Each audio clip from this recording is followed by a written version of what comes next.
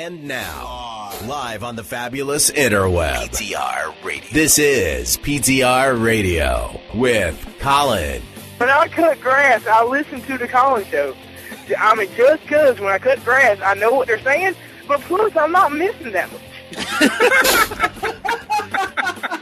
PTR Radio.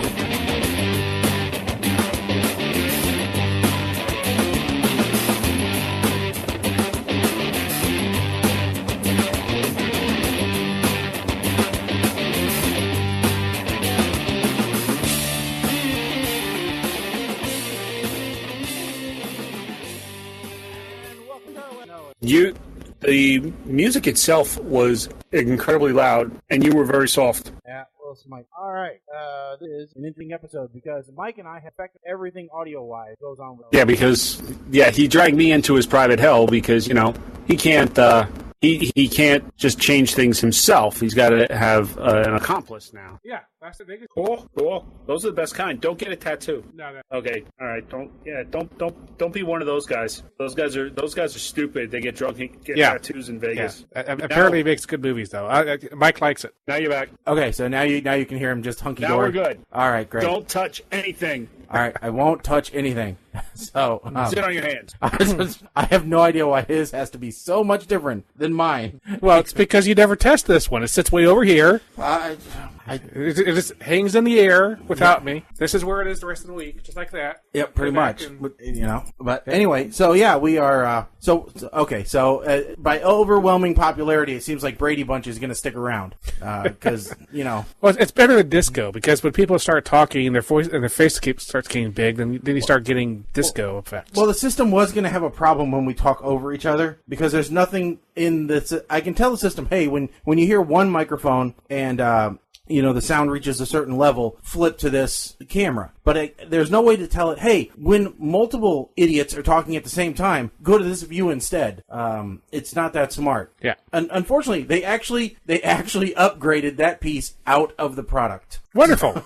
So it had that capability, and then they removed it. But I do have a new toy that we might start using. Oh yes, I noticed. But I can't do it until after my big trivia event at the convention center because they don't want me messing with the regular production rig until then. So right now it's only controlling the YouTube stream. And basically wait. I've programmed one button that says turn it on, turn it off. You have a customer that knows enough about you to know that you mess with your rig, and they specifically told you not to mess with the rig until after their event? Yeah, pretty much. They said, wait a second. You're saying that the program that you need is on beta, only works with beta, the beta software? Yeah, could you not install that one for our big, tens of thousands dollar events? I'm like, okay. Okay. I'll wait, but it's really cool because when it works, it's awesome. Right now, though, it's not quite working, but it's nifty, Mike. It's a little Stream Deck, Elgato Stream Deck. I don't know if you've seen these before, Lord. But each button has a little screen on it. I know. I've seen them. Oh, super cool. And so I'll be able to put each face on a button, and if I want to take you, I just press your face, and then boom, you're full screen. So it will be a lot easier than me turning my head to the side and pressing the screen. So yeah, you already have is that a touch screen on that? No, in front of you. No, it's not. Oh, okay. No, it's not. No. You could have made it a touchscreen and then you just touch the faces. I probably could have, but this machine in front of me doesn't actually control the broadcast. This one over the side does, and so that's why I got to turn to the side. But I don't know. Hey, A Star Is Born's out on digital. If you want to watch it, I haven't watched it yet. I saw it in theaters. But Colin is trying to grow his hair out like Bradley Cooper. No, it's time to cut it again. No, he walked in the house and I went, ooh, he's going for the Bradley. No, it's just I get my hair cut and then I let it grow until it's annoying and then I cut it again. And it is officially annoying. That's kind of the way I feel like with my beard. I usually let mine grow until we're going somewhere and then I get a cut because I'm cheap and I don't want to pay for haircuts. Yeah, that's pretty much my thing. But my problem is I go in, I'm trying to explain how I want my haircut. And just when I was, up until I was, say, 30, I typically got my hair cut by the same, well, not the entire time. Anyway, I would go in and I would say, I would like a haircut. And someone would cut my hair, and then I would pay them and leave. that was the extent of, now they want to be told how to cut my hair. And I'm like, that's your job. Cut my hair. So anyway, I now have it simplified to, I want 2 inches on top and I want 1 inch on the side. That's it. And apparently that works. Oh, see, I just go in, and I'm to the point now where I've lost enough hair where I say, okay, well, it's all clipper job, so I want number 3 on the sides and a number 4 on top. And actually, I say, just make the top pretty, whatever it takes. And they laugh, and they go, well, you're out of luck. And I say, okay, well, just, don't make it so bad. And they go, okie dokie. See, I've never done the clipper thing. It's always been scissors, and so I have no idea. Well, that's because you have hair. Wait. Well, so do I, but 30 years. I get clippers. I get a 1 on the sides, faded high, and leave me a 1/2 inch on top. You get a high and tight? Is that what they call it? No, apparently a high and tight around here is a little different. High and tight would make me look kind of like you. Really? They balled out the back? That's a weird haircut. They balled it. They balled it a lot. Okay. High and tight is actually like a 1 on top and a razor clipper on the side. Like, no, that's too much. I did that one time and almost got divorced before I got married. Did it before we went to a Bon Jovi concert and picked up Kim from work because at the time she was working up by MetLife Stadium, and this is when Bon Jovi opened the stadium up, and she took one look at me and was like, "What did you do?" I said, "It's hair. It'll grow back." Yeah. Big divorce news though. Huge divorce announcement. Jeff Bezos getting a divorce. It's going to be the most expensive divorce in history. Well, we don't know yet. How do you not have a prenup? They didn't have anything. That much. He didn't have anything when they got married. Nope. I mean, he had nothing. So technically, it is the exact definition of a marriage where everything was jointly at the same time. I mean, if I heard a little bit of the book around the beginnings of Amazon, and she and him basically came up with the idea for Amazon jointly, And so, I mean, she is entitled to half of everything that he has. She will be a large large owner of stock in Amazon. So talk about having to keep a cordial relationship with your ex, because she will be on the board of directors. I mean, you can't bad talk her at all. I mean, that's gonna be crazy. I wouldn't want to see my ex that much. You know what this does mean though? This means that Amazon Prime rates are not going to go up for at least 2 years because everyone will point to this divorce settlement. That's a reason why. Great, I got to pay for Bezos' divorce. Well, there's a real question of what does she actually want, and that's just pure speculation at this point. If she's smart, what she is, then she doesn't want half of everything they have right now. She just wants well, we know she'll end up lots of money over time. We know that she'll end up with a substantial cash settlement as well as stock options, which are going to pay more over their lifetime than what the cash will. Right. The point is she understands that the real thing of Bezos, I don't know how to pronounce his name correctly. I've heard it both ways by late night hosts and everything else, so I don't know. But let's just call him Norbit. Yeah. Anyway, what makes Jeff powerful is having all of that control. His friends call him JB. No, we're not doing that. Has all that power consolidated into a single piece of ownership. So I think she understands that too. So unless there's some actual anger going on here, which we don't have any indication of, I think she wants to keep all that power together. She just wants to live off of it. I mean, I don't know anything about her personally. I'm just saying if she's smart, that's probably what her plan is. That is what her plan would be if she was me. Well, he has been seeing another woman while they were during their separation. Yes. Okay. Because they've been separated for a while. And evidently there was some texts in that conversation that have come out. And I guess he is quite the ladies' man when it comes to texting. He's got some smutty texts. Have you heard these, Mike? No, and I'm not sure I want to, because the last time we had that issue, this kind of thing happen, I learned all about Carlos Danger. Well, here, evidently he needs to read a few more of the books in the romance section of Amazon. All right, here is one of his texts. I know it sounds strange, but even little things like you suggesting I ask for extra training from Belle makes my love for you expand and grow. I am so full of love for you, my heart is growing just so it can have room for you. It's bigger than it's ever been and still swelling. Yeah, this is what he finds hot. No. Yep. Just stop.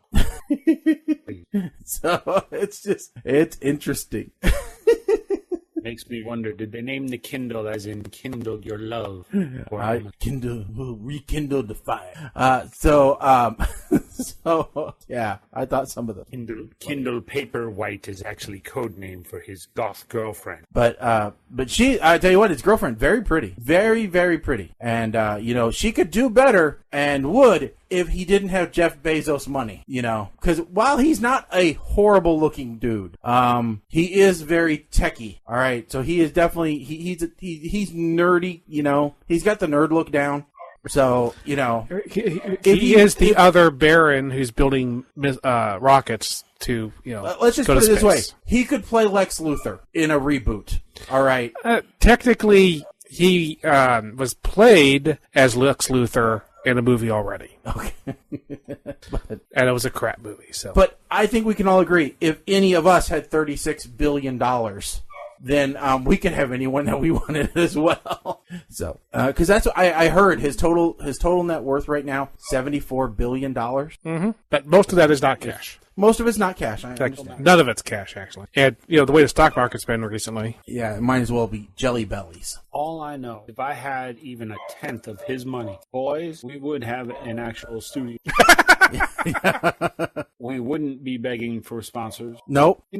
Kim and I, because the Powerball is real big here, and we have these conversations. Every time the Powerball goes up over like 20 million, we have these conversations like, what would you do if we won? Well, and first thing is always pay off the house. Yep. She's like, no, fuck that. We're moving. I said, yeah, well, we pay off the house, and then there's nothing to the bank. Yeah. It's all, so we pay off the house. And then even if we wanted to, we could rent it to one of our friends. Yep. Cheap. The latest is we have a friend who is living in an apartment. Okay. You can rent our house for half of what you're paying at your apartment. How's that? Okay, but do you want more room and all? You better get really good insurance, because you don't want them to slip and fall because you didn't, as a landlord, come out and put out ice, and suddenly you don't have Powerball money anymore. Oh no. There would be indemnity. There would be illegal contracts and what have you, and owner responsibilities.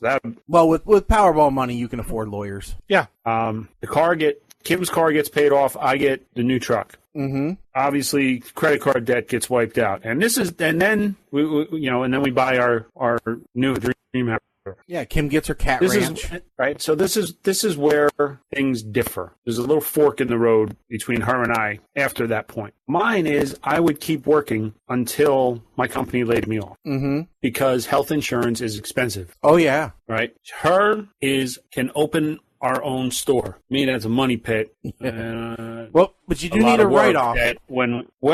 That's where we kind of come back together, that we would be benefactors and basically donate a lot to the shelter, including a new facility. Okay, makes sense. So that's kind of where the write-off would come from. But I don't know, the whole...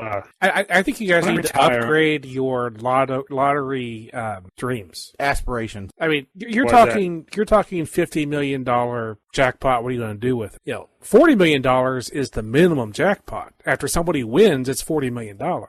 Yeah, I mean, you know, they say champagne wishes and caviar dreams, and you guys have got Bud Light hopes. Hey, big right jackpots nowadays, it's like $1.5 billion. If I win $1.5 billion, I'm putting a sign out front of the house that says "free house" and I'm going away. Well, no one in this town will ever see me again. You're saying squatters welcome? Is that just a sign you're putting out? There's just be a stick stuck in with the deed stapled to it. First person to get the stick wins. Doors open. Come on in. I'm on my way to that housing place that they have inside Disney World now. That's where I'm going. Golden Oaks. Yeah. I'll be at the Golden Oaks if anybody needs me. Because if I have $1.5 billion, I want Disney security. I'm kind of with Mike. Yeah. I'm going to pay off the house. I'm going to pay off the credit cards. I'm going to pay off the student loan. I'm going to pay off the cars. I'm going to pay off, the all the other accrued bills. Since we have kids, I'm going to set the kids and their kids. I'm going to set the grandkids up with college funds. I would, make sure that the kids didn't have any extraneous debt that wasn't due to their own misadventures. All right, like I'm saying, like if they had, college debt or something like that, okay, take care of that for them. But like if they bought a VCR on layaway, sorry, you're on your own for that one. That's your own fault for making a stupid decision. Okay, I would if family members came looking for money, the cousins and all coming out of the woodwork, you're going to sit down in a boardroom in our new office building, and you're going to have to present a business case as to why you should get this money. Yeah. And if it's because we spent too much on our wedding. Yeah. Sorry. See, that's why I'm saying that's my lottery dreams, because I don't play the lottery unless the jackpots are getting up to like $607 million. I just, because at those points I'm like, oh yeah, I'll everybody closely related to me, yeah, you get $1 million, you get $1 million, you get $1 million, and then go away and never talk to me again. Actually, I used to have the dream that I would start a business. Well, yes, I would start a business. That is where the rest of the money would go. I would start a business that would specifically somehow be called NHB Radio. Just so I could deliver the cease and desist. Cease and desist, yeah. Guess what, mooches? You have to stop broadcasting. Yeah. Go find a new home. You would buy up radio stations in all the markets. So you would own KNHB Radio, WNHB Radio, QNHB Radio. I would just buy radio stations in markets. I would start a new franchise of restaurants. I don't know. Whatever you want. I don't know. Whatever you want. I don't care. It's up to you. Exactly. Yeah. So, it'd be Mexican restaurants, and it'd be a water spigot at every table.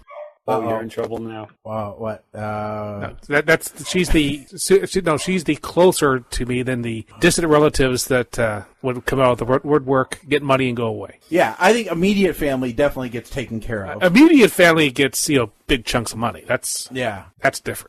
Yeah. My mother would get a big chunk of money if she divorced my stepfather. The weirdest settlement ever. Yeah. Like, okay, Ma, we're moving to South Carolina. We got 15 acres. We'll build you your own little house, but he can't come. Yeah. Would you go to him first and say, "Here's a house here in New Jersey"? No. So, yeah. Oh, we actually do have topics to talk about tonight. Yeah, we do. So, we are now officially, have been for a little while, in the longest running government shutdown in history. Yeah. I actually got asked at work last week, do we know of any way that this government shutdown affects us? Because I work in government. And so we were trying to figure it out, and I'm like, not directly yet. Not until it starts affecting federal funding. I'm like, but give it time, and those other agencies that are affected will come to us asking for help because nobody's there. Yeah. Yeah, because it's like there's all those unknown things. Yeah. Like the beer companies that can't sell their beer because they can't get their beer labels approved. Yeah, and and it's not just that. The fishing, like I remember, it was the last government shutdown. The captains from Deadliest Catch had to go to Washington because they couldn't get their permits issued to go fishing during the limited window for like king crab. Well, and like I know right now the farmers are having problems dealing with their contracts because it's based off of a lot. The price that they're estimating for their crops is based on estimates for what they think they're going to be able to bring in. Well, those are issued by Department of Agriculture, which is affected by the shutdown. So therefore, they're not getting their reports to be able to have the information to guess how much their crop yield is going to be, to guess what the supply is going to be, to guess what the price is going to be. So it's all a trickle down. they don't have the information, so they can't come up with the prices. That's throwing the market out of balance because they can't come up with how much it's going to be. I mean, if we don't know what the frozen concentrate orange juice market's going to do, we could end up losing everything for $1. So, that's the way it works. And this is an interesting one because I didn't realize it, but evidently there is a bill that the president has said that he's going to sign that will give back pay to everyone that is currently furloughed, which is interesting because every time that I've ever heard the term furlough before, it usually is without pay. Okay, we've done furlough days here at the state before, and it's basically it's a non-voluntary, voluntary day without pay is what it ends up being to help the bottom line of the budget. Well, yeah, but see, here's the difference. You're being furloughed. You're not expected to report to work and do your job. Right. So, like TSA, as an example, they're kind of expected to go to work and do their job so that the airlines can still fly. Well, they are, but they are not getting paid.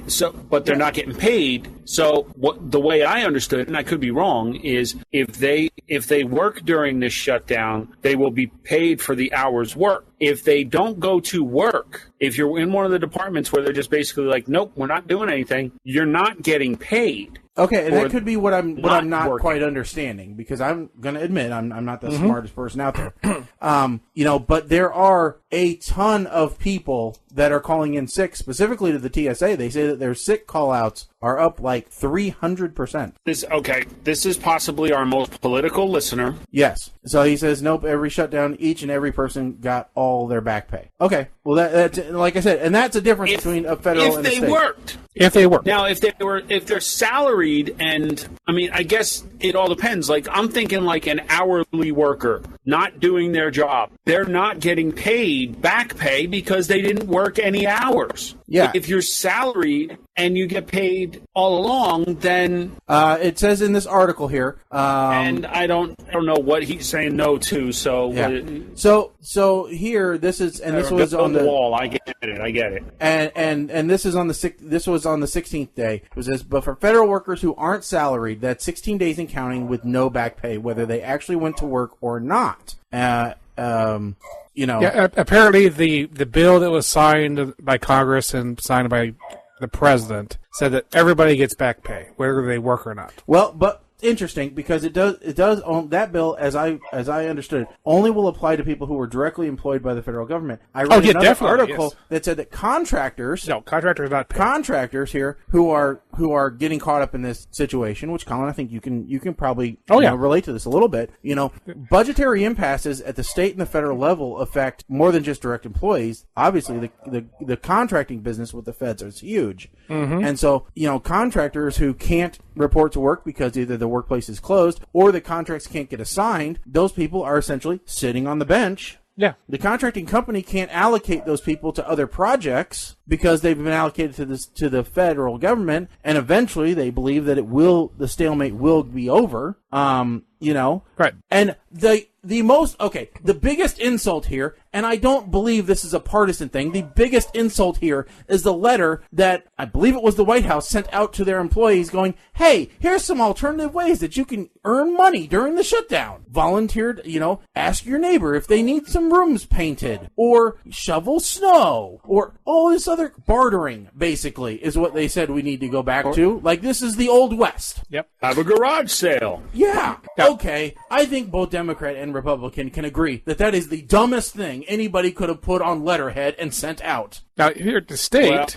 level, we did do the same thing. We didn't have, we went for a year where all of us contractors were not paid. We just kept working. Yeah. Now, what happened at the state level is that the state was still obligated to pay us, and so the state kept accruing interest on how much they owed us. Yeah, because this is how dumb the state is. So what happened to all of us contractors is we found rich groups led by ex-governors who would buy the debt from us for dollar on the dollar. So we got paid 100% of what we were owed, and the rich people kept the debt from the state and got all the interest. They got paid 110%. Oh, they got paid more than that. Yeah. Well, that was a lot of interest. It's 1% monthly accruing.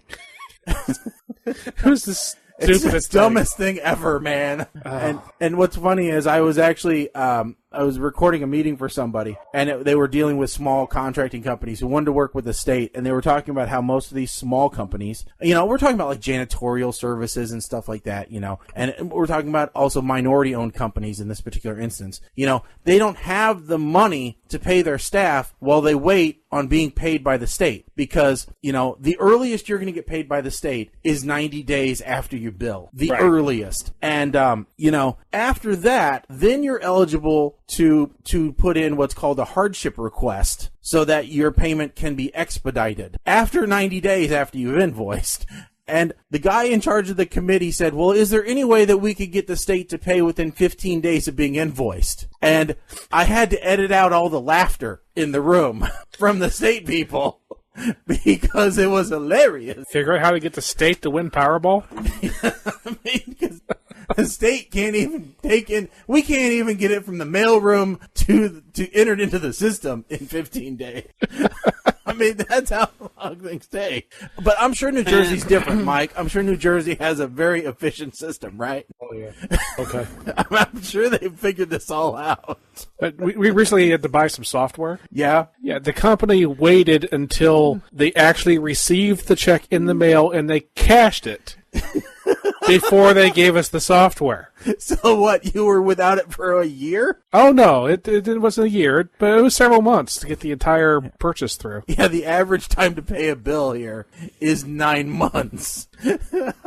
And this was a $25,000 purchase. Oh, but we digress. I think it was the first time they ever worked with the government. Isn't the problem? Yeah. Still. Listen. I hate our government here in Jersey, and it's the dumbest state in the union. There's no two ways about it. I don't know. We've had more governors go to jail than you. Governors going to jail, yeah, but we have, in New Jersey, we have more townships, school districts than the entire rest of the Northeast combined. And each of those towns has their own council, their own business administrator, their own police chief. Each of those school districts has their own administration board. That's why school taxes are almost 60% of our property tax bills, because everybody has to pay for all of this crap. And that's why our taxes are among the highest in the nation. Okay, I was just looking it up here. All right, so New Jersey, according to the 2018 census, had 9,032,873 people, okay?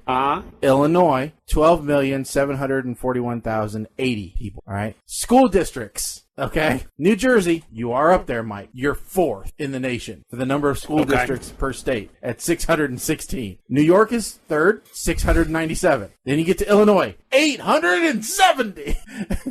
And then, I'm sorry, you are fifth. New York was fourth. Illinois is third. Second is California, 1,026. And then Texas, 1,033. Yeah.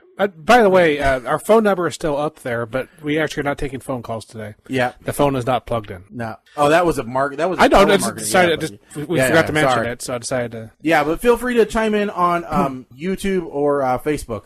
The little thing he's working today. So we got Mom Blair saying here. Yeah. Oh, yeah. Dental. Don't get me started on dental bills. You can be all done with your braces before you get paid for them. And this one here, flee to Tennessee. Listen, I've gotten into arguments with you before.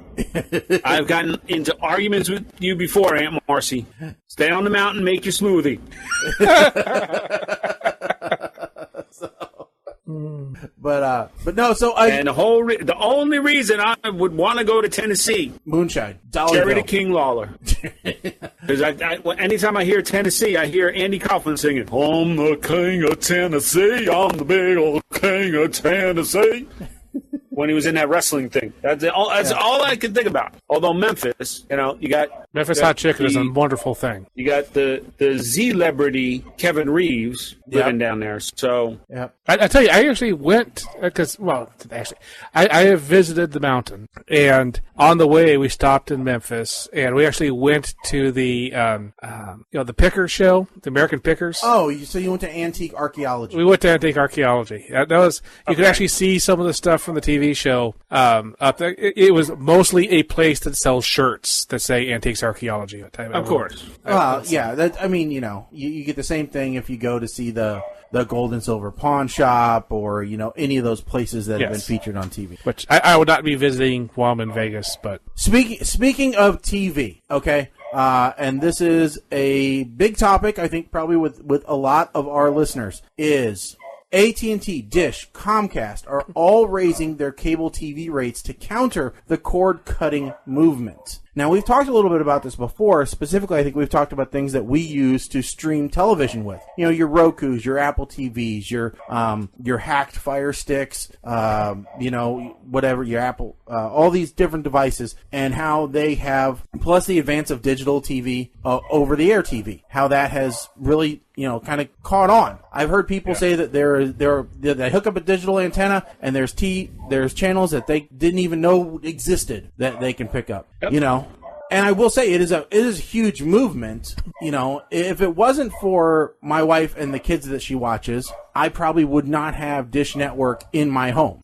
I just because I watch everything online. I mean, I don't really care about live television. I'm not a sports person, and I know that is a huge decision maker for a lot of folks on whether to cut cable or not. Because, while some sports have done live television, like I know wrestling has now got their own streaming app. I believe the NFL is streaming some of their football games, not all of them though, because they're broadcast deals. I don't think the NBA has gotten there yet. I know the NHL, Mike, didn't they do a streaming deal? I think so.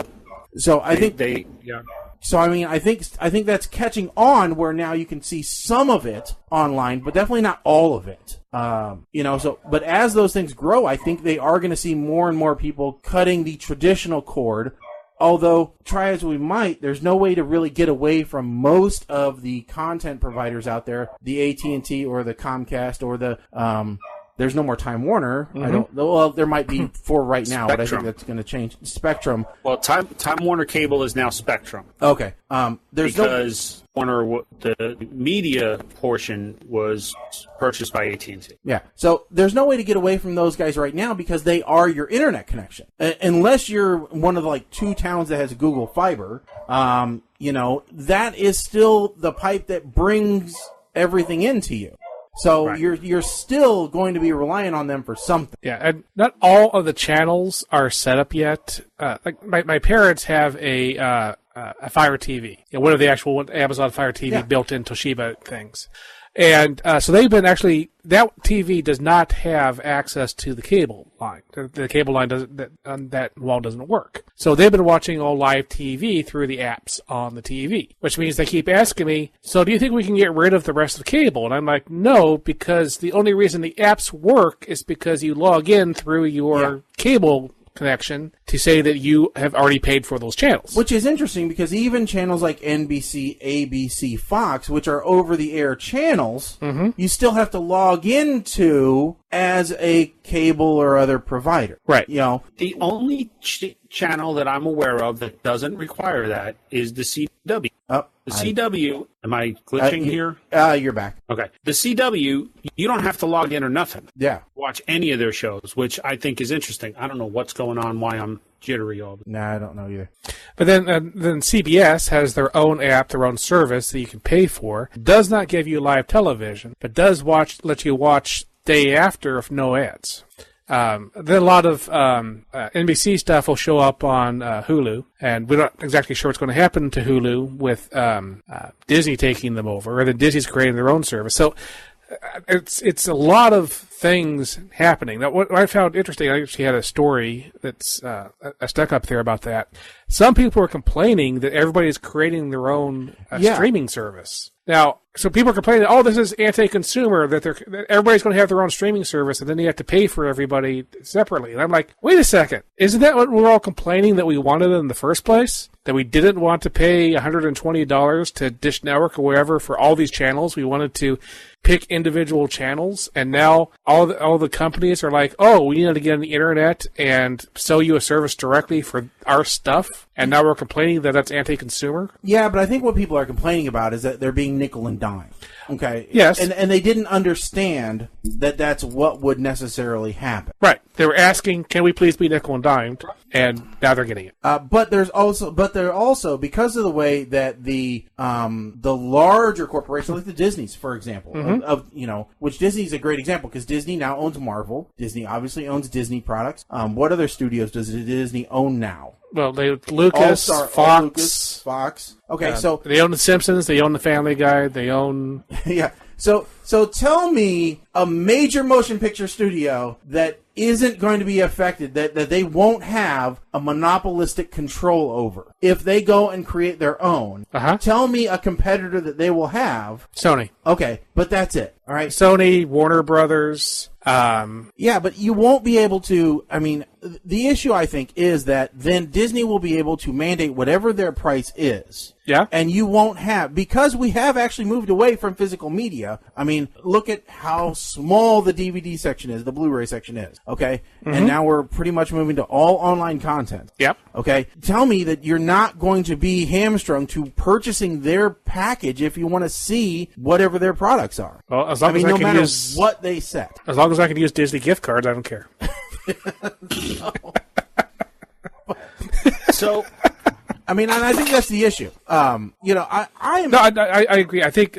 what the hell was that? That's, I don't know. But that's why Disney had to buy Fox in the first place, because you have places like not Hulu, Netflix, and Amazon. They're actually directly competing. They jumped into this category beforehand, so Disney sees that they need to jump in there as well before they get swallowed up themselves by a Netflix or Amazon. Yeah, I mean, this article that we're talking about here talks about the price increases for the traditional cable providers. All right. So, for example, DirecTV is raising their rates for $3. The English raising rates on all English language video packages by $3 to $8 a month, while hiking fees for regional sports networks from $1 to $1.90 in most markets. Dish said it's increasing prices for English language video packages between $3 to $5 a month.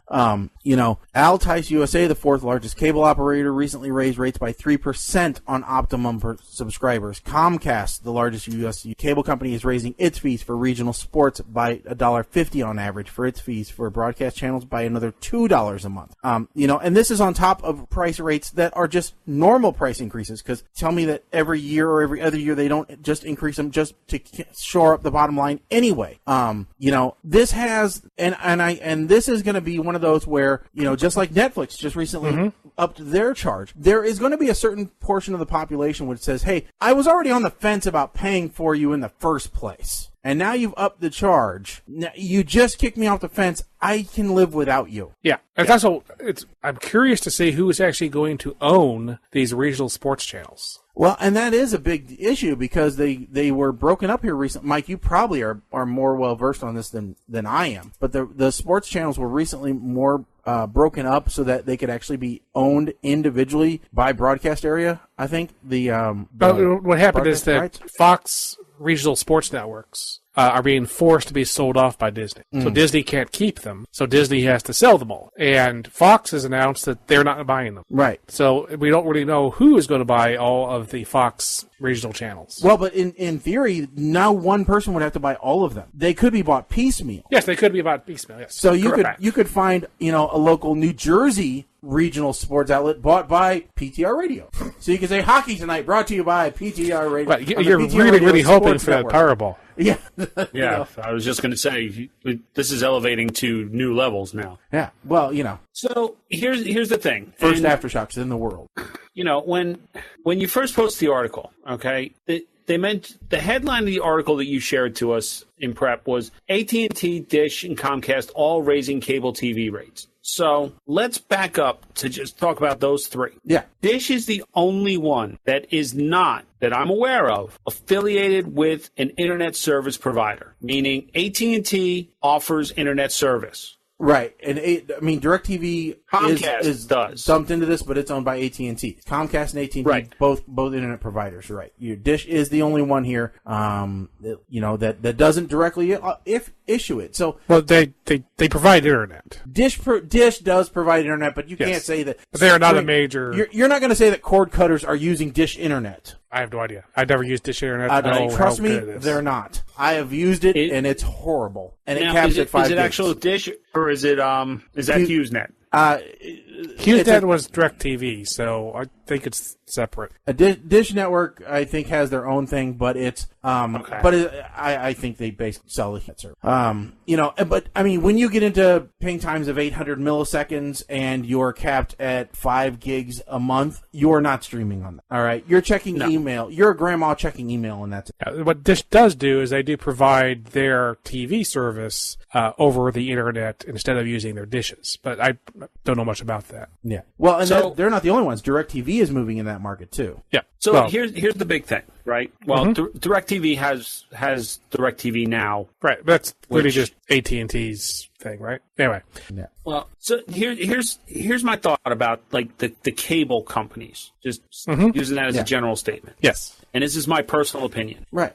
Moving to a streaming model makes the most sense just from a bottom line, because you don't have to worry about maintaining the inventory of cable boxes and dishes and tuners and all of that. You have an app that you can load onto a third party, you log in, and you're done.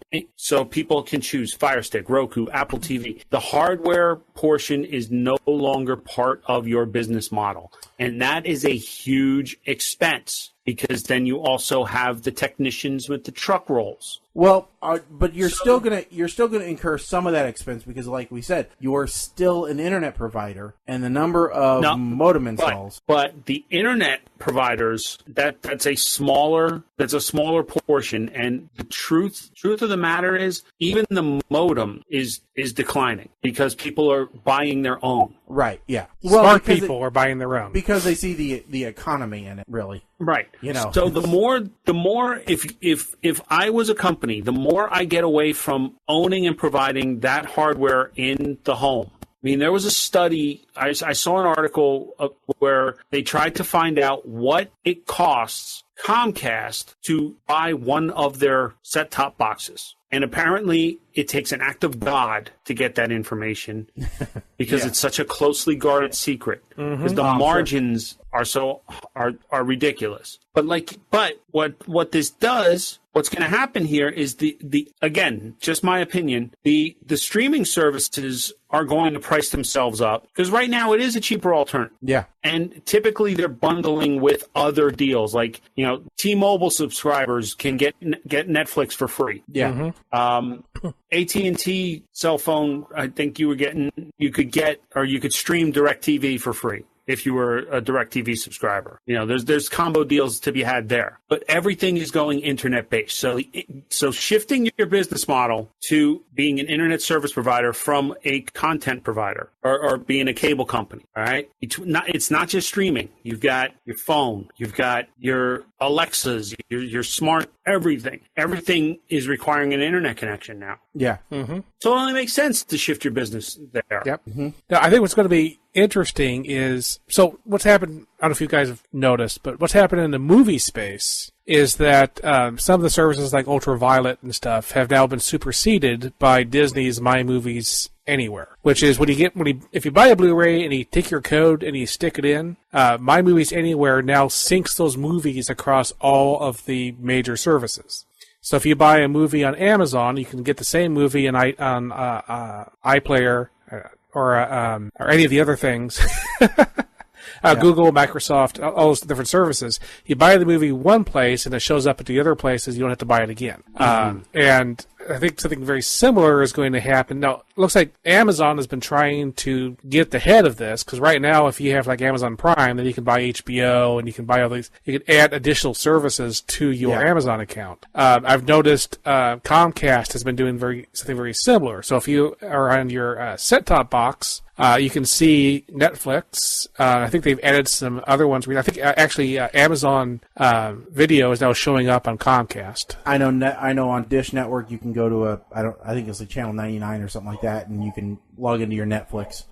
Now you can't browse the 4K or the HDR feeds, but it does give you your general, HD Netflix feed. So now what's going to happen at some point is someone's going to create some, like, you log in once and then here is your catalog of services that you can add to your account. and then you can get to everybody. I think that's going to have to happen to make people happy. Which is also going to make it easier to hack your stuff. Yeah. But I digress. And that's kind of, that's one of the reasons why I like the Roku is, that gets as close to me as possible for that, as I can, at least within one box. I don't have to change between devices. I've got everything in one box, which here's what I don't like is, yes, technically we are kind of going to an a la carte pricing model that, people clamored about for years, that I don't want to pay for all of these stations I don't watch. Okay, now we're getting there. And you said nickel and dime, but I don't think it's nickel and dime because these services cost, for what you pay for basic, and I'm only using DirecTV now because I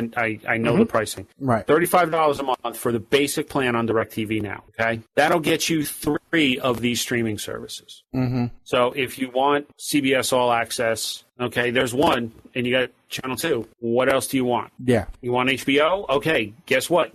Now it's almost like playing a fantasy TV game where you have a salary cap. Well, yeah, and you don't know which one's going to be most beneficial during what season. Because, during the year, if you buy HBO just for Game of Thrones, it's good for you for what? 10 weeks out of the year? And then it's no good? Well, okay, that gets to the exact point I actually want to talk about. Which is, at what point of all this do we get to the point where we can get rid of advertising as being what pays for this? Because advertising means that the only thing made for television are whatever interests 20-year-olds, or is it 18-year-olds through 18 to 35? 18 to 35-year-olds. Okay, so we no longer qualify. No. Advertisers do not care what TV we like. In fact, if we like TV, they're like, oh, they don't want to pay for that. Which is why you either watch TV with advertising that is doing things we don't care about, or, okay, some advertisers do pay for, daytime television. So that's where you find out about diapers for adults. The premium time slots for advertisers are The Price is Right, Wheel of Fortune, Jeopardy, and Primetime, and what they define as primetime. Yeah, Wheel of Fortune and stuff, that gets the senior That's the older audience. crowd, yeah. But all the primetime, that gets the younger than us crowd. Yeah. And that's why people make fun of people when their favorite show gets canceled. And this guy online, the TV Grim Reaper, makes fun of them for being mad. Well, me and all my friends watch it, yes, but you're not in the ratings, so you don't matter. And so anyway, the point is, how do we get to the place where we could actually choose where our money to these streaming services go to push money to the shows we actually want to watch? So, that comes back to crowdsourcing TV shows and movies. Exactly. I think we're going to get to that place eventually where we start doing that. We're started down that path already, because if you look at, I forget the name of the guy, but the guy who created The Librarians and exactly. The Good Samaritan and stuff like that. I can't remember. But anyway, he crowdsourced several of his movies, and we've seen some other directors do theirs. The people who were doing the Star Trek homage that ended up getting shut down. That's how they crowdfunded theirs. So it definitely has a possibility where we're going to get to a point where, films don't belong to, they belong to the studios, yes, but then they're just leased, if you will, to the providers. Right. And, they can go to multiple. Hey, me personally, I don't want to spend money on a show on the internet, like buy it on Amazon or something, when I know that all I'm doing is giving money to Amazon and the corporate companies, and not to the people who made the show. But if we had a service that said, oh, if you want this show to keep going, pay more money just to this show, and that money will be used to create this show. So you want? I will be very willing to do. You want the Wikipedia of entertainment? No, I want the Patreon of TV. See, I'm thinking the whole fantasy football salary cap thing kind of sparked an idea. Like, let's say I log on, I want to create an account with Sling TV or PlayStation View or one of those. You pay $35 a month. That gets you X number of points. And you can pick the channels you want. Each one is assigned different point values. You can pick the channels you want as long as you don't exceed your allotment, and that's your package. Now, the downside to that is I'm sure that the point system would be based on what the carrier charge is. Yeah. So you'll get a better understanding of which companies are charging more for their programming, good and bad, because obviously if Channel 9 is charging as much as CBS, then that's a problem. obviously. But it would also give the companies leverage because now you've got firm data of how many of our subscribers want your programming. And you're not basing it off of Nielsen Live plus 12 ratings. You know, it used to be, okay, who watched this live? Okay, that's our rating. Now, then it was Live plus 2 because they start tracking the DVR usage. Then it was Live plus 7, you know, for the people that stream it, you know, a week after it airs because that's when we make it available for free online. But I think what you just said is, there's a important word there you said about the data. For this to work, I think it's very important that the data is visible to us. If a certain show says, if you want to say this show is expensive. This is a science fiction show, and it uses lots of special effects, and so it's more expensive.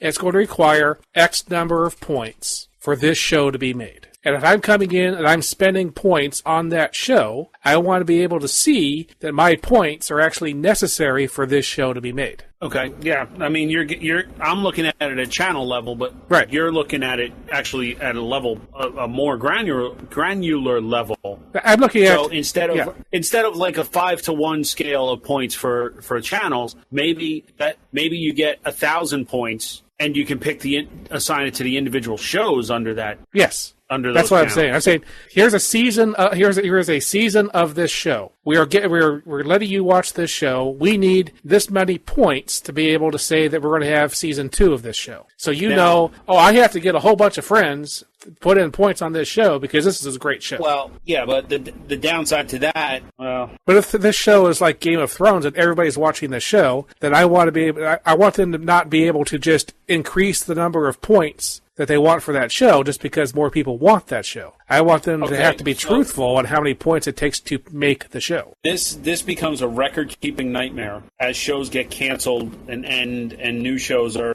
debuting. So basically, the onus is going to be on the subscribers to go in, I'll say monthly, to confirm and reallocate their points. I say they allocated the points during the first series. So they watched the first series. They allocated their points there. I see what you're saying. You're saying, well, they decide not to make the second series. I see. Yeah.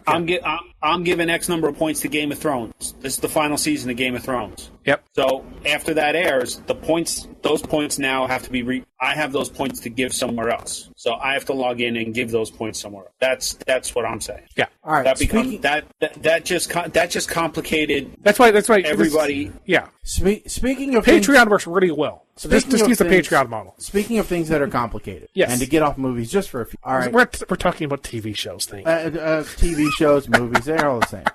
All right, now we talked about government a little bit earlier in the show. All right, and it has come to our attention that possibly that there has been some Russian collusion. All right, that may have affected some people that. Over a good population of the U.S. and possibly some other nations in a contest that we run. And it's with a heavy heart that we must admit that there is a possibility that there has been Russian influences in our death pool. Mike, you brought this to our attention with a special prosecutor. Can you give us some more information? Yeah, I'm looking for the actual article here.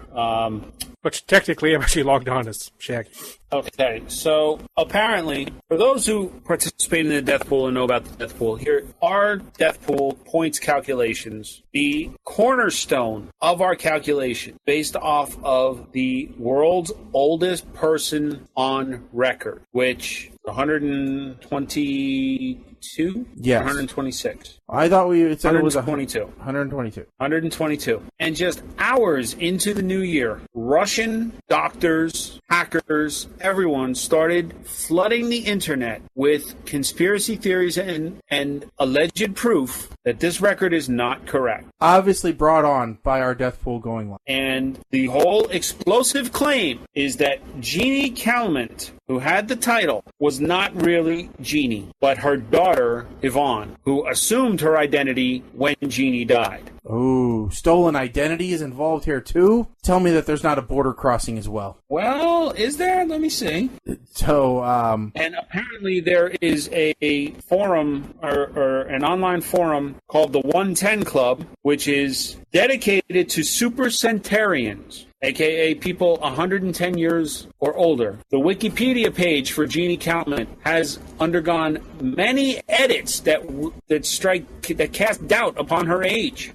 But officially on it right now, it says she died at 122 years, 164 days. The next oldest person on record is an American, Sarah Knaus, or Knoss, Knauss, who died at 119. A 3-year gap that scientists say is a statistical light year away.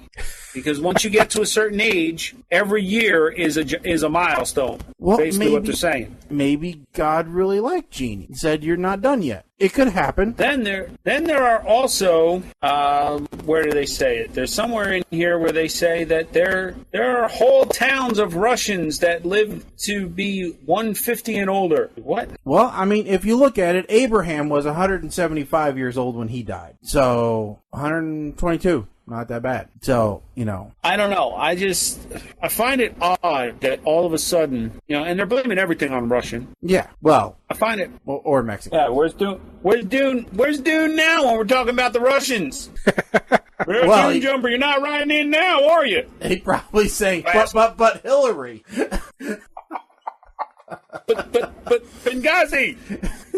but Hillary, email server. Fell, coughing. Covfefe. Wall.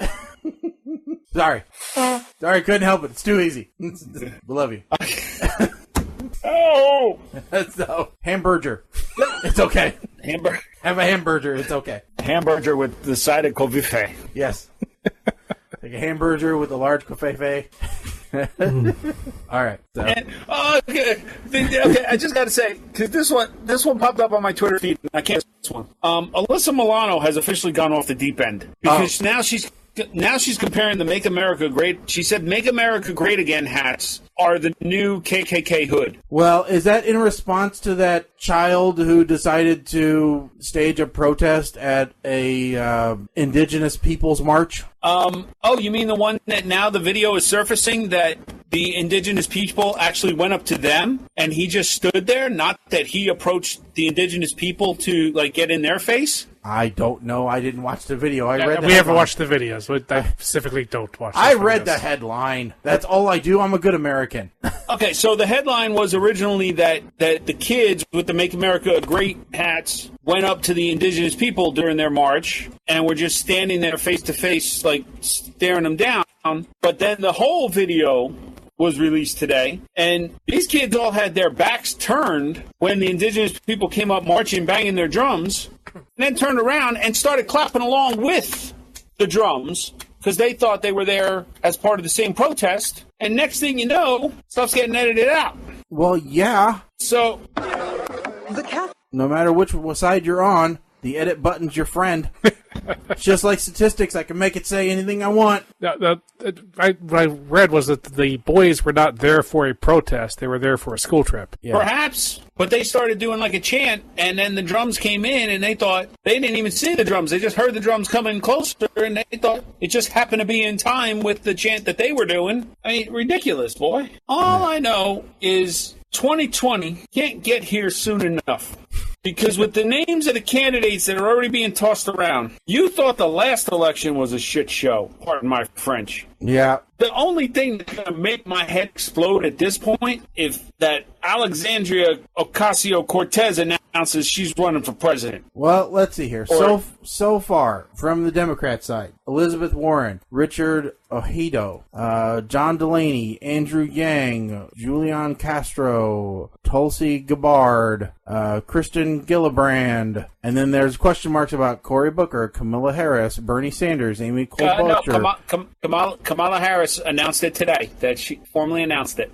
Oh, here's my favorite part. Michael Bloomberg. How many people talk about the one? I think it was Gillibrand. How many people said, "Oh yeah, she announced on the Colbert Report," which Colbert just made so much fun of.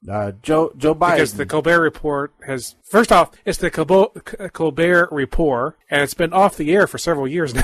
Sherrod Brown, Marianne Williamson, Eric Swalwell, Jeff Merkley, Tim Ryan, John Heckelooper, Jay Inslee, Terry McCullough, Stephen Bullock, Beto O'Rourke. Oh, no. My wife and I made a decision not to rule anything out. But you said you weren't going to run for president. Eric Garicidi, Eric Holder, Stacey Abrams. No. You couldn't win governor. Mitch Landrieu, Andrew Gilliam. Andrew Gilliam? Wasn't that from, like, the Head of State movie? That was Chris Rock. Pete Buttigieg. Listen, Bill de Blasio. I think Bill de Blasio. Yeah, okay. Cut me a piece. I think that. Go ahead. I just completely lost my train of thought because you got Bill de Blasio. Really? I don't say Alexandria Ocasio-Cortez. She is only 29, so she will not be eligible for running for president for another 6 years. Okay, but she could be vice president. I don't think so. No, I don't believe so. I think you have to be eligible to be president to run for vice president. Okay. Now, she could be Speaker of the House, and then both of the vice president and president could be killed. Then she could be president. To be vice president, an individual must be a natural-born citizen, be at least 35 years old, and be a resident of the U.S. for at least 14 years. No, actually, I take that back. I don't think. I think you have to. It says that you have to be eligible. So even if she was Speaker of the House, she would not be allowed to become president. So you're safe. So that it would go to your head will not explode. So, well, it's only look the way she's going. It's only a matter of time before she tries to run. So that's what Obama did. So the only. Two-term senator? That was one term. Oh, well, I don't remember. I think he just became senator and then became president. Well, it's a... And let me tell you something. Cory Booker, if Spartacus tries to run, I just don't know, man. But you notice how many female candidates names compared to previous years. Oh, yeah, big time. Right? And let's put this out there. We are not against a female candidate. We just want... No, we are not. Regardless, we're not even saying what party we're affiliated with. We just saying we want one that's, a decent chance. I think everybody could agree. Hillary didn't have a chance in hell. Why they said, let's run her. No, I will not agree with that. You won't. I think Hillary did have a chance in hell. I think Hillary was the favorite, and Hillary blew it. Okay. She didn't take Trump seriously. So you could be mad at folks. You could be mad at folks who voted for Trump. You could be mad that Trump is in office. But turn around and go back and look at some of the debates. She didn't take him seriously at all. I'm sure she didn't. I will definitely agree with that too. But I also think there was a segment of the Democratic Party that said, well, we're going to run her regardless of what anybody else says or what the populace says. Well, that's not even a think. That is a known fact. Yeah, because other people, I can't remember the exact details. If it was Bernie had more, I think Bernie had more popular votes, but she had all of those super party delegates, leaders, the super delegate crap. Yeah, the super delegates. Yeah. Okay, so before we jump into movie time, I thought I would talk about a new addition. So I have jumped into the smartwatch realm. Oh yes. Colin, I know you don't actually have yours today, so I have a smartwatch now. No, mine was uncharged during the Great Purge. Oh, okay. So we should probably talk about the next 6 minutes as you put it in the title. Yes. So I went and purchased a TicWatch. This is the TicWatch E. And of course, wouldn't you know it, a week after I get the TicWatch E, they announce, hey, the TicWatch 2E is going to be coming out here within the next month. Oh, all right. That's fine. But this actually does everything that I need it to do. I had certain qualifications for a smartwatch. I might have talked about them before. I wanted to control music. I wanted to deny a call. I want to read my messages on it. And that's about it. If it does some of the sporty stuff, all the better, but it doesn't have to. This does exactly what I need it to do, without too much flair. The only downside that I have had to this watch so far has been this band. All right. This band is meant for people with skinny wrists because I am using either the last hole or the next to last hole on this to put it on my big wrist. And I'm sorry, but there's not a lot of fat on my wrist, okay? It's bone. There's just nothing I could do about it. Now it's a 20 millimeter thing, so I can replace the strap. That's not a problem. In fact, I ordered one. I just hope that it's actually longer. Mm-hmm. And I'm not a huge fan of silicone bands, so I got one that's actually canvas this time, so hopefully it won't be as bad. But otherwise, I like the watch. It lasts. My usage, I have found, I can get almost 2 days out of it. Nice. Which is pretty good for a smart one. But I also don't run the Wi-Fi. I just use Bluetooth on it. That's pretty good. But let's talk about the reason why Colin almost wasn't here today. Yeah, so let me. This is what I actually posted. Mm-hmm. Warning: there's a possibility that I missed the show tonight. I went home early Friday to take the trendy norovirus diet cleanse. I have it out of my system now, as well as anything else that was in my system. Still feel a little weak, which I do. So I'll see how I feel closer to showtime, which I felt good enough to come. Okay, now, he said, now did you actually take a cleanse, or were you just using hyperbole there? Oh, that's total hyperbole. This was not on purpose. Nobody gets norovirus on purpose. Well, it's funny because I actually thought that you were speaking truly because there are people that have been talking about neuro cleanse diet and in association with viruses and everything. So I actually thought that you either got sick on purpose or that you somehow, took one of those trendy cleanses. And so I thought that you had willingly put yourself through the ultimate purge. No, this was not willing. It was completely unwilling. I do not recommend. If anybody does actually want to try to do this on purpose, don't. Please don't. So, but I mean, I've had similar before. It's not fun. No. Where, you find out how comfortable you can make your bathroom. Yeah. At one point, I remember being so bad that I did put a cell phone charger in my bathroom. Yeah. It's like when you get to the point where you're like, oh, yep, there's the Gatorade coming back. They even change color. That's nice. But I just, I thought that you had actually taken one of those cleanses. So joke's on me, I guess. Oh, no. Because I actually told the wife, I'm like, Colin may not be here tonight. He did one of those cleanses and he still hasn't recovered yet. And she goes, he did. No. Why did he do that? Y'all don't remember when I did colon blow? No, I did the 3-day colon cleanse. I vaguely do, but on purpose. Yeah, wasn't that in preparation for a surgery though? No. Okay. That was because some smart dude was like, to cleanse your colon. I said, yeah, I eat a lot of red meat, probably do.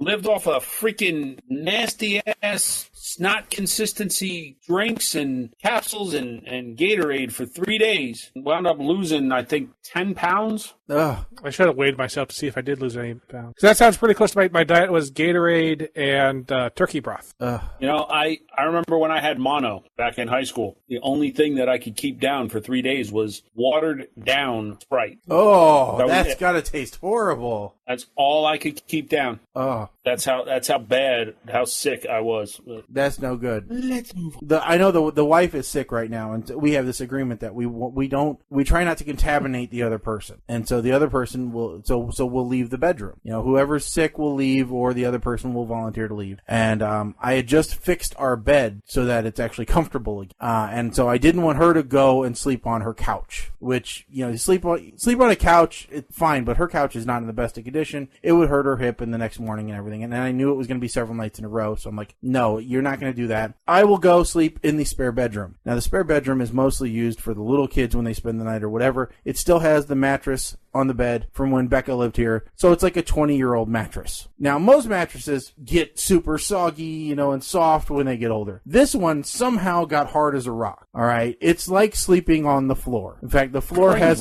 the floor has more give. So, what I have done to make it more usable is I have taken a comforter, folded it in half, king size comforter, folded it in half, put it on top of the mattress. Another comforter, folded it in half, put it on top of that one. Then like 2 more blankets, done the same thing. Now it's somewhat usable. But I am to the point, because I used to just sleep down here in my office, throw a couple of couch cushions down on the floor and just nap out. But I am to the point now where I am too old for that stuff. All right. I can't get up from laying down on the floor like I used to. It's just not happening anymore. So it's actually been not too bad. And it's not that, the wife hasn't been hacking or anything, but she can't breathe, so she doesn't sleep well at night. And I'm one of those people where I need it to be dark and quiet and for me to sleep. So it's just worked out better that way. I know not everybody does that, but I find it works well. So do you remember during this picnic, I slept on 2 chairs with two chairs and the ottoman. I had my head on one, the ottoman underneath my hips, and my feet on the other chair. Yeah, we did what we had to do there. Yes. So, all right. Now, Mike, before we get into our double feature movie review, you sent a list of some movies that have gotten 0% Rotten Tomatoes ratings, and you said we might want to add some of those into our mix. Okay, did either of you guys watch that video? I didn't watch the video, but I've seen the list, and I could swear we've gone through this list a little before. Well, there was only like 3 movies in there. Oh, was there? Okay. Maybe 4. Because I just looked up, movies that earned a 0% Rotten Tomatoes rating. And there's movies in here which I know we've talked about. Like, we talked about Manos, The Hand of Fate. In fact, at one point it was on our list. It should never be on our list. It's a horrible movie. Now, one we didn't talk about, Ballistics X versus Sever, actually was on my watch. It was on a watch list at some point for me.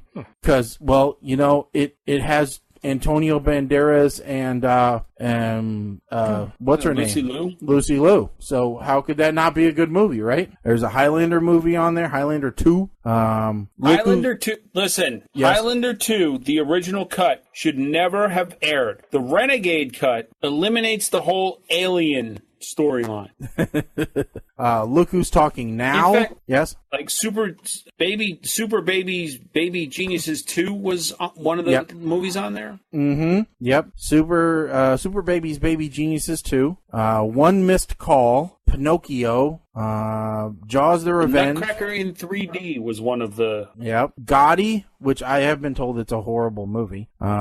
Which it's funny how many John Travolta movies are on here. So Gotti, Look Who's Talking Now, and then there was another one on here that was Saturday Night Staying Alive. Oh, Saturday Night Fever 2? Yeah. Yeah, wow. And then the other bad movies, Dark Crimes, Stratton, The Ridiculous Six, Cabin Fever, Max Steel, which I actually enjoyed, but I'm a weird guy like that. I watched the cartoons first. Precious Cargo, Max Force, or Mega Force, rather. Megaforce. That's a movie there. Amazing. Simon Says, The Leisure Class, The Thing with Two Heads, which just looks stupid, Roller Boogie, and Heart Beeps. Andy Kaufman. And Mac and Me. So, listen, yep. We should review Megaforce. We should. All right. I know I have it on Plex. So do I. Although I have the Rift Tracks version. I think I have the real version. Man, Megaforce, I can tell you right now, that is my Schneikes McSchneikerson. I think Megaforce might be the definition of a Schneikes band if you had not seen it before. I just remember the flying motorcycles at the end.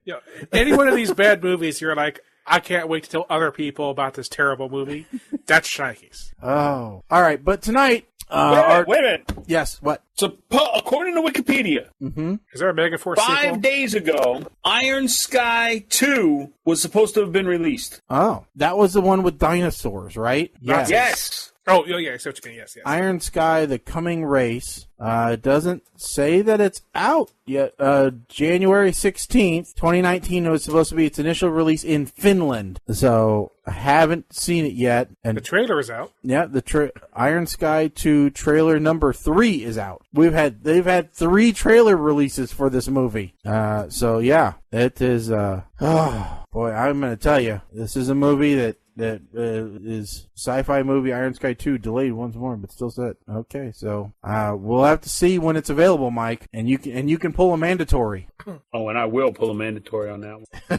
We'll have to find it somewhere on something, but yes. All right, so let's move. The 2 movies that we had tonight were Guardians.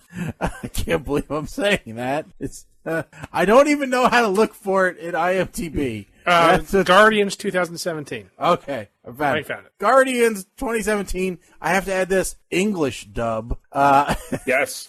And then was it Escape? Was No. it No Escape? No Escape. No Escape was the name of the other movie that we had to watch, which was the rare Owen Wilson action movie. Which my mom kept asking me over and over again, why was this movie on the list? because it's not a bad movie as it traditionally was. I had to explain. Shaggy decided to put some regular movies on the list too. Maybe this is one of those. Okay, Well, let's start with No Escape. all right, let's start with No Escape. All right, so I didn't write a review, but I'll go first. All right, so No Escape for me was it was an odd movie. It was the premise is pretty simple of this movie. Okay, guy tries to make it big, fails. So then he has to take a job in a fourth world country, as his wife calls it, because it's even lower than third world. The day after they get there, a revolution starts, and they're executing all the Americans, so they have to try and flee, all the while avoiding the rebellion. Okay? Now, Pierce Brosnan is brought into this film as a really weird character, okay? At first, I'm like, oh, he's a drug smuggler. Then I'm like, oh, he's a gun runner. And at one point, I thought, oh, he's into human trafficking, or child labor, it was really hard for me to figure out what the heck his role was until he actually explained it. I kind of, just to agree with you real quick, I kind of assumed he was like Captain Ron. Yeah. So Continue. So it was really weird, but I think they needed it. They needed him in this movie because Owen Wilson's star was kind of fading. All right. And so they needed the Pierce Brosnan star to brighten it up a bit so that maybe people would watch this thing. Because honestly, it's a pretty dark movie for Owen Wilson. And if you just told me that this movie had just Owen Wilson in it, I think, oh, it's going to be some rom-com or something, some goofy comedy, kind of like Correspondence from the last round of reviews. All right, if you told me it was going to be a wartime movie, I think, oh, it's along the lines of Correspondence. It's funny wartime movie with Owen Wilson in it. It's not. It's very dark. There's lots of blood and violence and gore. This isn't the movie that you want to take your kids to go see. All right, not that you could, because I don't know what movie theater ever showed this. As far as I can tell, this went directly to streaming. So, I mean, for me, it was an interesting show. Will I watch it again? No. But it was enthralling. It was short enough where it didn't get too boring. There were a couple scenes I was somewhat uncomfortable with, so I will go ahead and I'll give it a smirk. Okay. It was in wide release in the U.S. Oh, I never heard of it. It was back in 2015. It got $8 million in its opening weekend. $27 million total.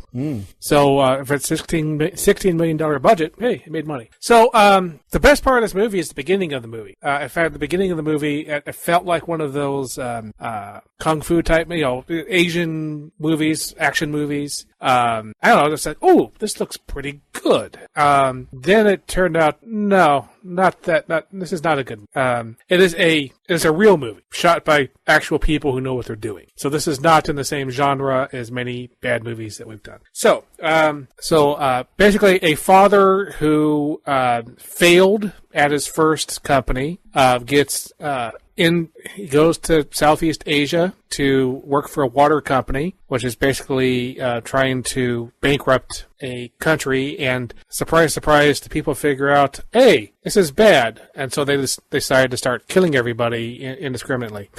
I was looking through some of the things about this movie. There's a lot of complaints that this is a very xenophobic movie because everybody in it who is Asian either gets killed or wants to kill everybody else. So that I could see.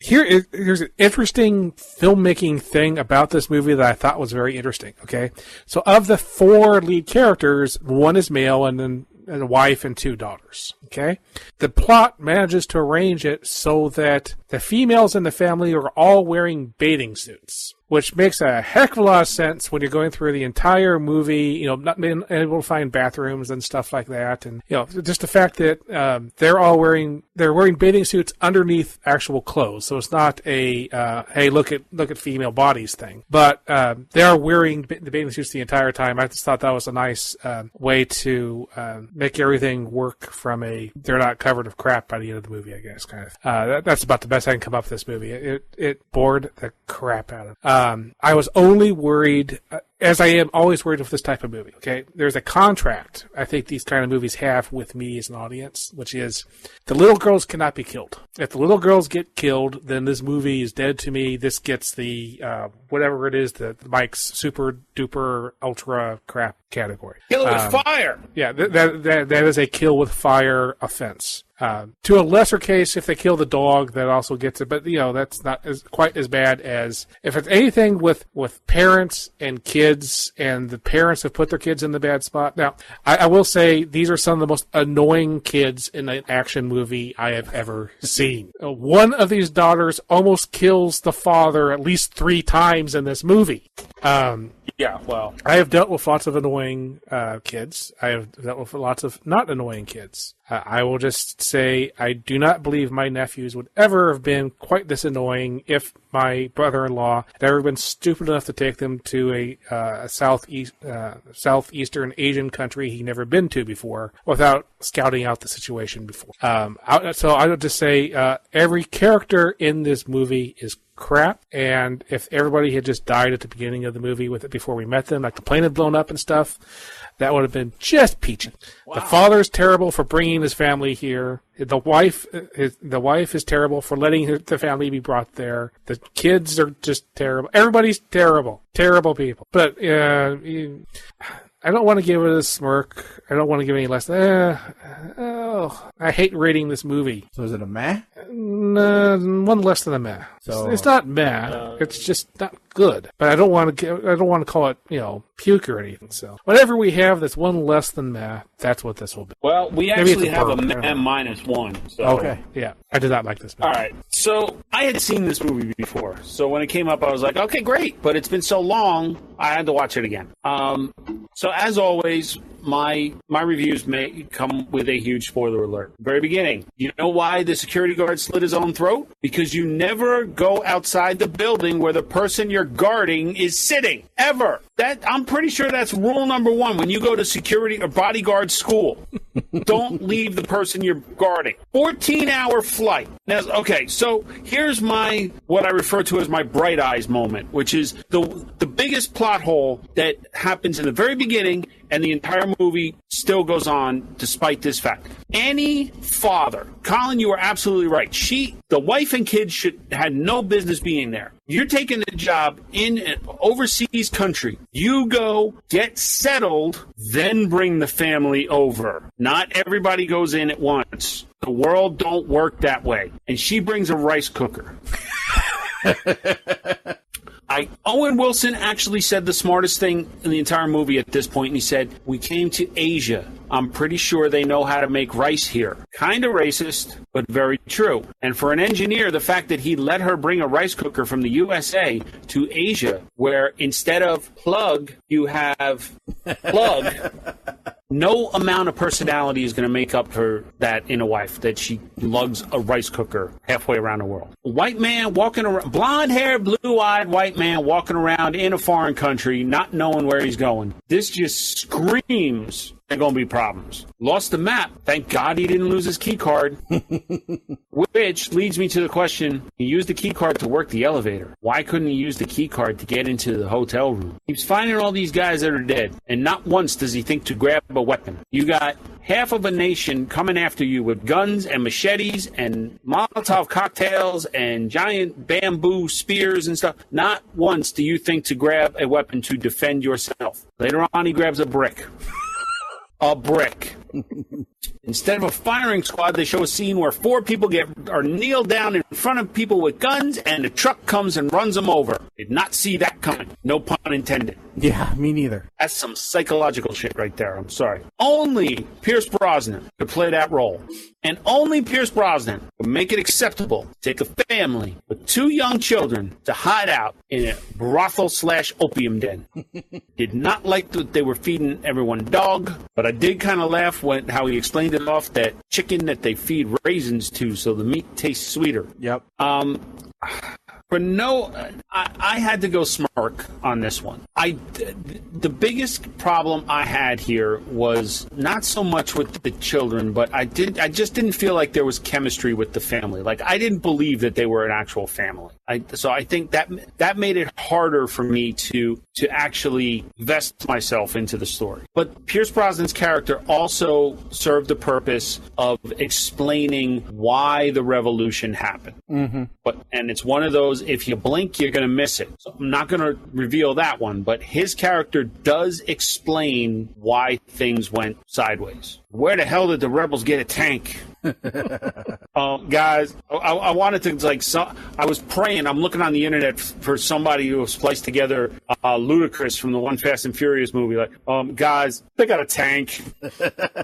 So I give this a smirk.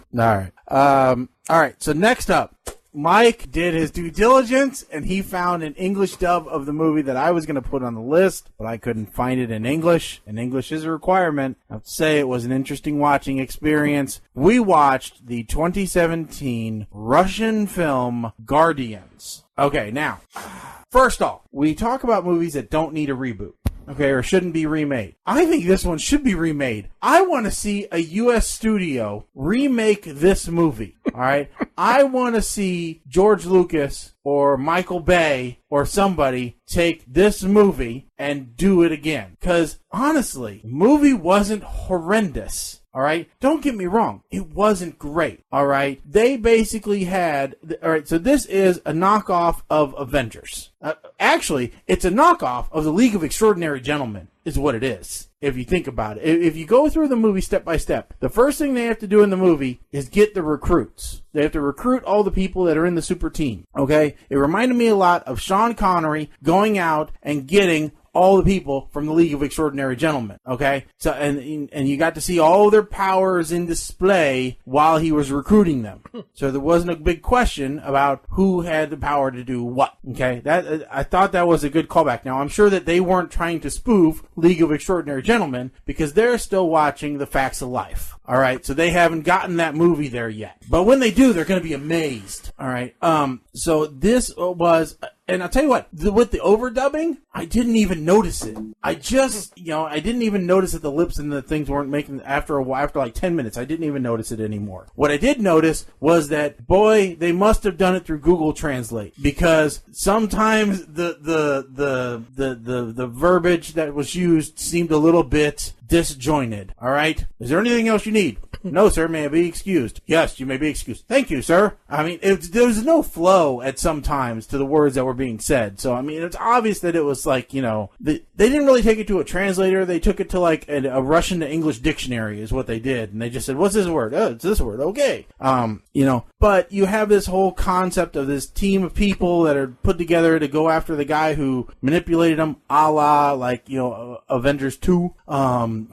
So it was just, it was a good movie, good action movie. Although I don't know how up-to-date Russian news is, because I would have thought that seeing a skyscraper tower come down in the middle of Moscow and then being transported by about 24 helicopters and what looked like a space missile launcher would have been a top story, and they would have had some comments about it. And everybody said, we don't know where it came from. Hello? That's something you should know. And Russians are really concerned about people rebuilding after the event, too, because that's always missed in the Avengers movies. In the Avengers movie, we never heard where people from the Sokovia were going to be staying, while their houses were rebuilt. Not so with the Guardians here. We get to know exactly where they're going to be staying, and that it's okay for them to go back home. So it's nice that they tied up that little ribbon that we don't get to see with American movies. I mean, we get this oversimplification, but that is Russian movies. Russian movies tell us, hey, citizen, here is what you need to know, and here is everything's going to be fine, and the government gives it to you. And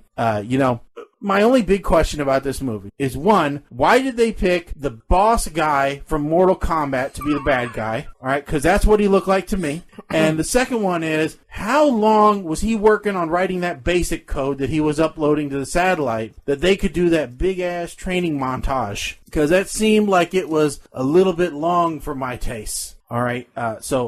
Third thing, what the hell good is becoming a bear? All right. Because the man bear, which I think they really missed an opportunity here. They should have thrown a pig in there. That way he could have been man bear pig, and South Park people would have gotten a reference in there.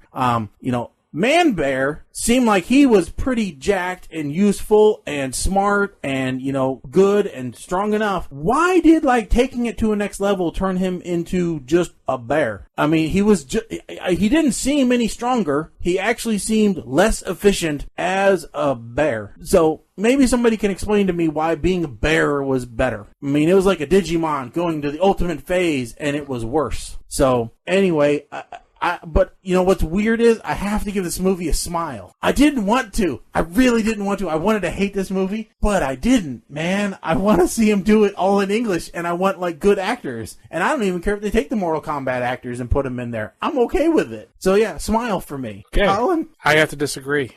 This is not a cross between the Avengers and League of Extraordinary Gentlemen. Okay. It's a cross between the Avengers and Captain Planet. Oh, I forgot that part, yeah.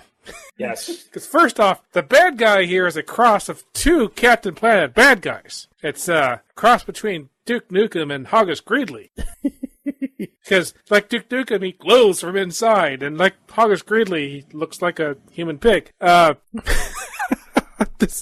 This movie is just a complete mismatch of superheroes that we know, okay? So first you have their Captain America version, who has been crossed with the Hulk, but turned into a bear. Then you have... Well, actually, I have no idea who the Rock guy is supposed to be. Oh, that's easy. That's the Earthbender from the Avatar. But he's been given the weapon from the bad guy from the second Iron Man movie.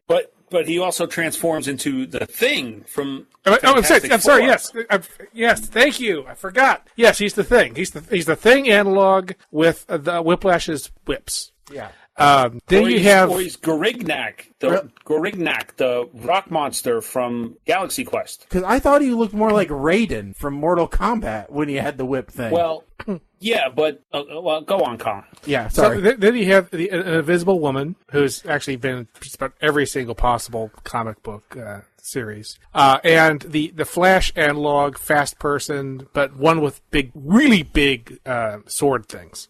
So he's kind of the cross.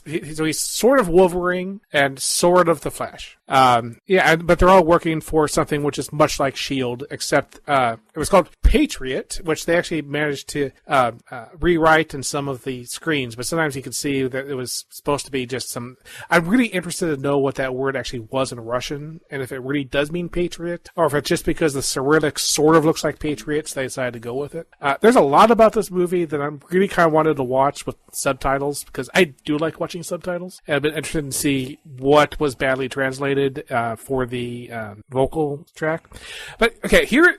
Mostly by actual scoring stuff, I will go with what Shaggy said. But I did want to cover one major plot thing in this movie that I found absolutely hilarious. So, the bad guy is able to... He's sort of like...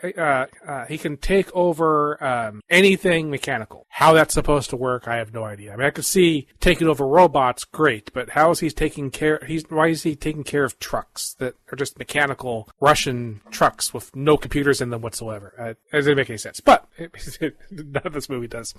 Plot point is he's going to create a giant antenna to reach out into space to get this old Soviet probe that was able to destroy cities with its ray. But he needs an antenna bigger than any building on the planet to be able to reach this thing. So the idea is he gets a giant communication tower, and then he takes it to the tallest building in Russia. And they say the combined size of both of those buildings is tall enough to create this antenna necessary for him to reach the probe. Great. Except he takes this giant communication tower, which is covered with cell tower antennas, and he sticks it on top of a piece of glass next to the really tall building. Not on top of the big tall building, adjacent to it, sitting on top of a glass roof of an atrium, which you can see from underneath it. You look up, oh, it's sitting on top of this piece of glass. That's not the same thing as putting it on top of the building, making a giant antenna. That's standing next to it. And then he doesn't use it as an antenna at all at any point. He just sits on top. No part of this movie makes much sense. But it is a lot of fun to watch because it is very silly. It is too bad that the company that made it actually went bankrupt So the planned sequel is not going to happen. Because if it did happen, I would watch it. I didn't know there was a planned sequel. Well, yeah, they said at the end, there's more of you. Oh, yeah. So you went Smile? Yes. Rating? Okay. Well, I'm kind of surprised because right off the bat, I had very high expectations for this movie. When the credits were rolling, Film Company Big Cinema. It sounds very Russian, doesn't it? And the first note I wrote was, I suspect after this film, the no subtitles rule is going to be expanded to no subtitles or dubs. And I guess not, because it would work. I kept hearing the voices, and I kept saying to myself, one guy sounds like the voice from Metal Gear. Like I'm hearing video game voices that I recognize from other stuff. Now, I'm not quite sure why the Lord's Prayer couldn't be dubbed and had to be subtitled when the guy's saying it, but okay. So now I'm going to blow your mind, because this movie actually was not a ripoff of X-Men, but it kind of was. But it takes one of your superhero movies and crosses it, not with another superhero movie, although your comparisons were very, noble effort. The fact is, this was combined with Star Wars. Okay. I will proceed to explain. The drones in the very beginning very much look like the ones in Attack of the Clones. So I wonder if this is implying that the Russians actually funded the construction of the Death Star. And perhaps the giant satellite was the original Death Star prototype. Move on. Mm-hmm. The bad guy, his goal is to make a clone army, which we later find out was successful in Attack of the Clones. Further proof that the Russian conspiracy actually was not about getting Trump elected. It's linked to the Death Star and the Galactic Empire. But wait, how does Trump's Space Force tie into all of this? Oh my God, there's the satellite. Space Force, Star Wars, the bad news soldiers army. This is all before the Sand People, the ones that survived, migrated to Tatooine and became the Sand People. So in conclusion, this movie proves that the Galactic Empire is actually Russia in the future. Well, and didn't some of the Imperial Guard wear red? There you go. There you go. I also gave it a smile, mainly because it was fun to watch. Okay, and that's really that's all I hope for these movies, is that yes, we're going to find diamonds in the rough. We're going to find ones that yes, they become perennial favorites. But if you can just have fun watching a movie, that's really when you're looking at bad movies, that's really all you can have. Yeah. Now, to answer your question about the bear, why going full bear? Yeah. I think this is like the Hulk. The bear is actually a separate personality. Well, yeah, he mentioned right? that, but and he struggles to control how much bear is allowed to come out. And he fears that when he loses the grip and the bear comes out fully, that he may never be able to come back from that. So my theory is it's just like the Hulk, how through all of Ragnarok, it was Hulk, not right. Banner. And then Hulk didn't want to come out during Infinity War. Oh, sorry, more spoilers. If you listen to this show and you haven't seen either of those movies, then I can't help you. Yeah. but that's my theory about the bear portion. And of course, Russian bear. That's why they mixed them with the bear. Yeah, I just didn't understand why bear was more powerful than man bear, and because it didn't look that way. Yeah, it's true. I do have to circle back and realize I forgot the end of my review, which was to say, and then at the end, the Guardians defeat the bad guy by letting their powers combine. Yeah. So that finishes off the Captain Planet thing. Not just that the bad guys look like Captain Planet. I will say this. But they had to let their powers combine. I will say this. If they were going to do a sequel, all right, which they had planned, but they can't because they're broke, Yakov needs to come and be the new captain of the squad. What they should have done... No. What they should have done is give powers to the woman. She should have been... I thought originally that she was, like, holding it back, and that, like, it was... Yeah. She was secretly... She was one of these people. But no, she's Agent Coulson.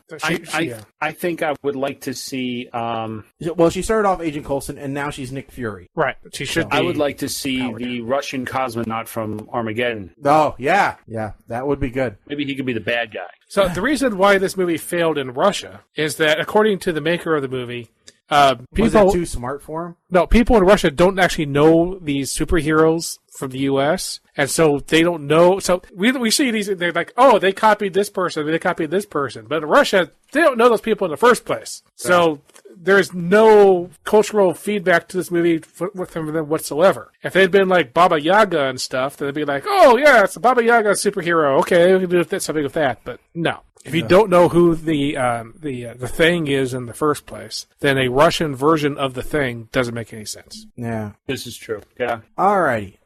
So getting on to next show's movies. Oh, yeah. Mike, wonderful. What are we at? We are at 37. 37. 35. I'm guessing this is probably still available. It's on Amazon. It is a Jackie Chan movie called Bleeding Steel. I may have had that one. In fact, I think I did it last show. In this fantastical action film, martial arts legend Jackie Chan stars as a police inspector tracking down a deranged villain who is out to kidnap his daughter. Hang on. Audio is in English. It is in English, okay. It is in English according to this. That's why I added it. I was just checking, because you never know with Jackie Chan. Next up, number 2. Number 2. I'm in the wrong tab. Number 2. Also on Amazon, Stark Raving Mad. Oh, goody. I'm glad that one's coming up because I wanted to watch it. So this is a Sean William Scott movie. This is a caper movie. Ooh. Sean William Scott. No, you labeled it as a heist movie. So a heist movie. Are you tempering that to... Well, let me tell you. Sean William Scott is convinced he has come up with the perfect plan when he arranges a massive rave to cover up a bank heist. He assembles a crack team of accomplices and goes to work. Everything should go off with a hitch if the rave stays loud enough, if the team can drill through the wall in time, and if no one catches them once they are inside. Okay, I will say that I'm looking at the cast list there, and I'm saying that you are tempering one of my least favorite actors of all time with two actors that I like very much. So this is Sean William Scott, Lou Diamond Phillips, and Dave Foley. What a cast! At least I hope that's Dave Foley. Which one is your least favorite? Sean William Scott. Yeah, I'm sure he likes. It's got 3.1 out of 5 stars on Amazon. So, yeah. Who wants to lay odds that Sean William Scott tries to figure out how to show his penis in this movie again? No, he didn't show his penis in the movie. That was from the Game Over guy. Is that what that is? No. Oh, maybe I'm... No. Okay, what's the other guy's name? Stifler. Yeah, Sean William Scott is... Yeah. Okay. Game Over Man is David from... Jason. Yeah, give me his name. I'll write his name down and try to remember it so I don't make a mistake. It is Adam Devine. It's that guy right there. That's Adam Devine? Yeah. I thought that was... Okay. No. I really thought that was Sean William Scott. No. Sean William Scott was... Okay. Got it. Has done movies with The Rock. He's done obviously the American Pie movies. I should be okay then. Adam Devine. I'll try to remember. It's Adam.